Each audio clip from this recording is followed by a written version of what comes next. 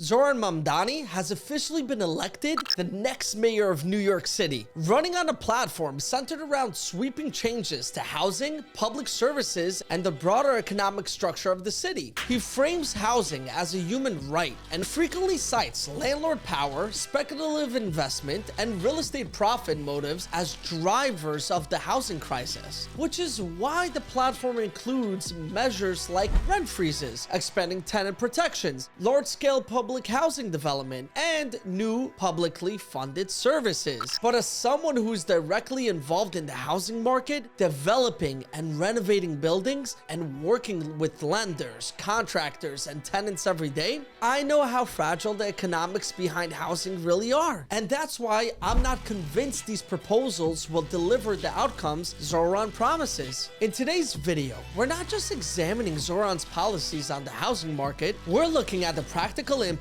they're likely to have on development, renovation, eviction, and availability of housing in New York City. How some of these reforms could actually make the housing crisis even worse.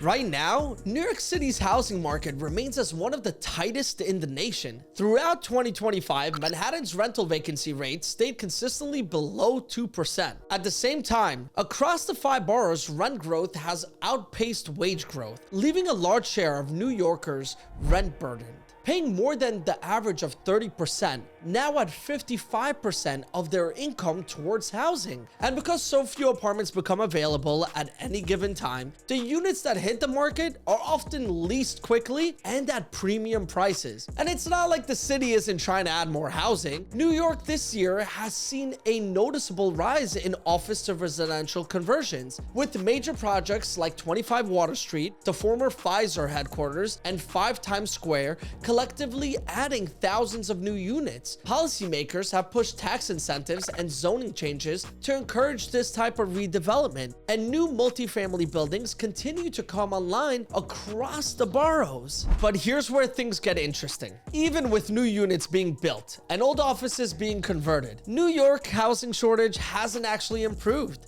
And how is that possible? Because the core issue isn't physical supply, it's availability. The number of apartments that exist is not the same as the number of apartments owners are willing or able to put on the market. And here's the part almost no one talks about. New York actually already has tens of thousands of apartments that are sitting empty right now.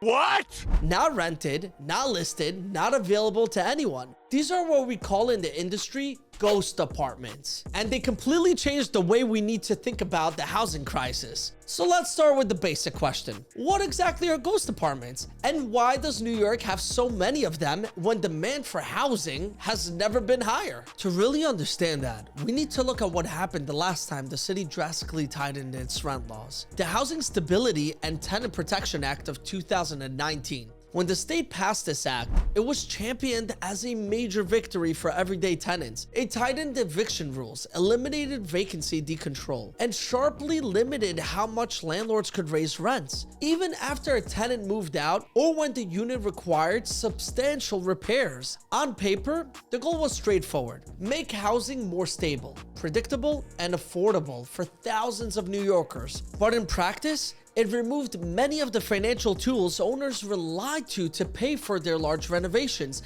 especially in older buildings. If you're an owner facing a unit that needs tens of thousands of dollars in work just to make it habitable again, but the post-renovation rent is legally capped at a level where you can never recover that investment, the math simply doesn't work. You're committed to a guaranteed loss. Scale that across the entire rent-stabilized housing stock, and the result becomes predictable. Instead of creating more affordable housing, it eliminated the financial incentive to renovate and re-rent those units at all. Now that we understand the economics behind ghost apartments, why units disappear from the market, we can look through Mayor Mamdani's proposal through the same lens. Mamdani ran his mayoral campaign on the explicit promise to freeze the rent by pushing the Rent Guidelines Board to adopt a 0% increase for rent-stabilized apartments. I'm freezing your rent as the next mayor of New York City.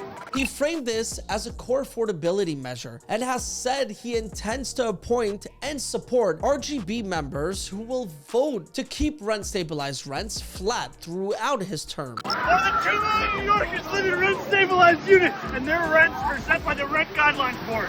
The board is made up of 9 members, and the mayor appoints each one. 8 of Adams' 9 appointees' terms are up and could be replaced tomorrow. And that's exactly what I would do. Rent freezes have happened before. De Blasio's board did it 3 times. I would do the same every year, only appointing those who understand that landlords are doing just fine. On paper, these ideas promise relief for tenants. In practice, they replicate the exact conditions that led to thousands of stabilized apartments going offline after the HSTPA reforms. You know, the goal is affordability, but landlords say that a rent freeze would do the exact opposite. It would force thousands of units to be warehoused, which is when they are left empty because it makes financial sense to do that versus putting in the money to have them renovated and then charging the rent. A rent freeze means that operating costs rise every year. Taxes, insurance, labor, utilities, while incomes remain locked in place. For owners, they're going to face a situation where renovating becomes a loss, renting becomes a loss, and keeping the apartment empty becomes the only financially neutral option. And that brings us to the next issue. Another big part of Mamdani's platform includes significant expansion of publicly funded services, such as free MTA bus fares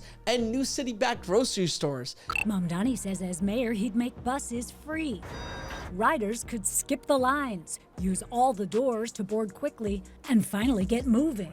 I'm Zohran Mamdani, and as mayor, I will create a network of city-owned grocery stores. It's like a public option for produce. If implemented, these programs will carry a heavy recurring cost. In 2023, the city's independent budget office estimated that eliminated local bus fares alone will cost the MTA approximately $652 million per year. If this revenue disappears, the city must find new funding. And historically, New York relies heavily on property taxes to fill in the budget gaps. Property taxes are the city's single largest source of tax revenue, making up to more than 30% of all tax income that the city collects. If that does increase while rent growth is artificially capped, owners will now face rising costs with no corresponding increases in income. It's a very simple rationale. Why would I invest in a property if my taxes are going to increase, but the rent I charge can't? That just makes no sense. I mean, it's just bull. Oh my.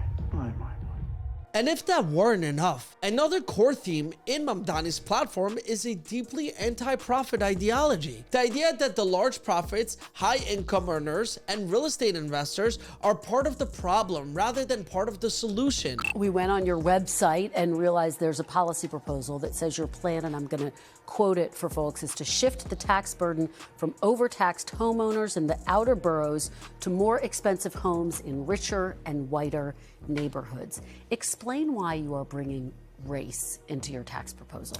That is just a description of what we see right now. It's not driven by race, it's more of an assessment of what neighborhoods are being undertaxed versus overtaxed. The thing that motivates me in this is to create a system of fairness. One of the ways, or the way that you say you're going to pay for these programs, is by increasing the corporate taxes on corporations. By matching New York State's top corporate tax rate to that of New Jersey. So we are at 7.25%, they are at 11.5%. Okay, and then also an income tax on anybody who makes over $1 million, right? Yes, 2%. the top 1% of New York. Paired with proposals to further tax higher earners, this messaging has real economic consequences. We have to understand that with fewer transactions, you're actually killing the city in different ways. The city makes money off real estate transactions. There's mortgage recording taxes, there's New York City and New York State transfer taxes, and all of this adds to the budget that helps grow New York. As a seller, the New York City and New York State transfer taxes are going to be your second largest closing cost after brokerage commissions. A lot of our sellers will ask us if there's any way to avoid the transfer taxes, and the short answer is no. If you think you have some sort of creative solution, you probably don't. Basically, the only sellers who don't have to pay the transfer taxes are government entities and nonprofits. You want investors to want to invest in the city, you want developers to want to build in the city, and you want landlords to want to come and buy and add to their portfolio in the city. Investment capital depends on predictability and the ability to earn a reasonable return. When the city signals that success will be punished with higher taxes and that profit in real estate is something to restrict rather than enable, investors will move to markets with clearer rules and better returns. We already see a lot of New York buyers and their brokers and agents and representatives already looking to buy real estate and getting information. You cannot maintain, let alone grow, a city housing stock if the people funding and building it are actively discouraged from participating. At the core of all these proposals is a repeating issue. Each one chips away at the fundamental incentive to invest in housing. And to be clear, this isn't about letting landlords charge whatever they want to squeeze tenants for maximum profit. It's about something much simpler. Investment only happens where there's at least a path to a reasonable return. If the economics guarantee a loss, no rational owner or developer is going to take more units, renovate the older ones, and build new housing. I want the American dream.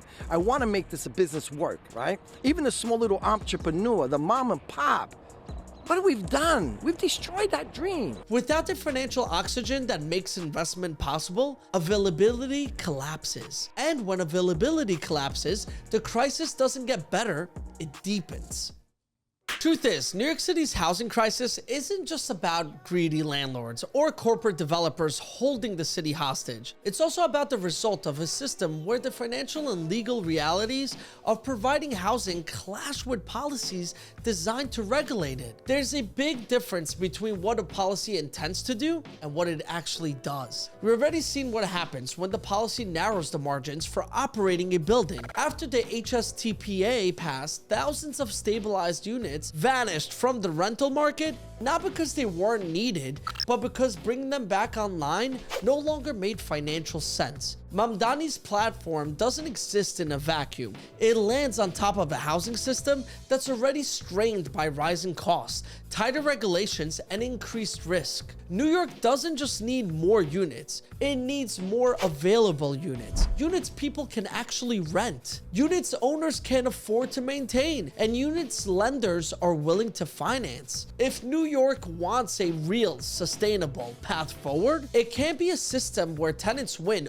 only if owners lose, or vice versa. The only long-term solution is where both sides benefit. Renters gain stability, and owners get the ability to keep supplying the homes the city relies on. Because without the balance, the crisis doesn't ease, it deepens. Asking for your help because we need to raise $4 million in total. So January 1st can be the day we start to deliver, not start to prepare. I hope very soon not to have to ask you for money. But until then, I'm asking to help build a New York that everyone can afford.